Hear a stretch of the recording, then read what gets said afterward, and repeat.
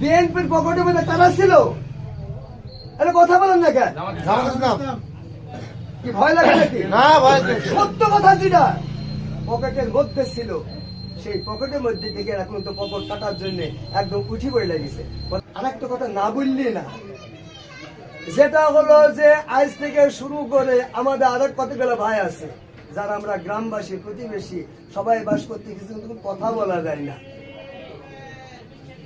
আজকে দেখেন যে সুযোগ পাইলে কি না হয়, আমি সেই ভাইগুলোর দিকে লক্ষ্য করে বলবো, ভাই তোমরা যার পকেটে ছিল আর সেই পকেট থেকে আবার সেই পকেটে কাটতে চেষ্টা করছো, কথা ঠিক না?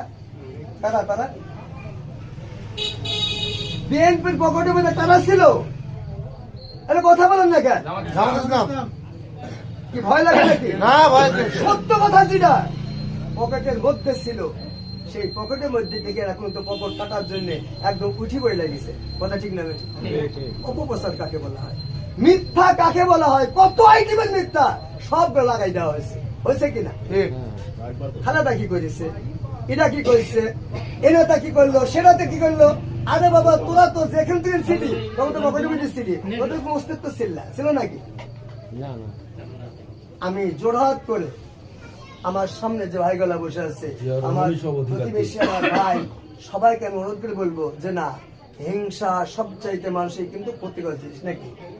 আমরা কারোর সাথে হিংসা করবো না, কারো দুর্নাম গাবো না, অথচ তাদেরকে বুঝিয়ে দেব যে তোমরা এমন ভাবে কথা বলো না যে কথাটা উপরে থুতু ফেললে সেই থুতুটা তোমাদের গায়ে এসে করতে পারে।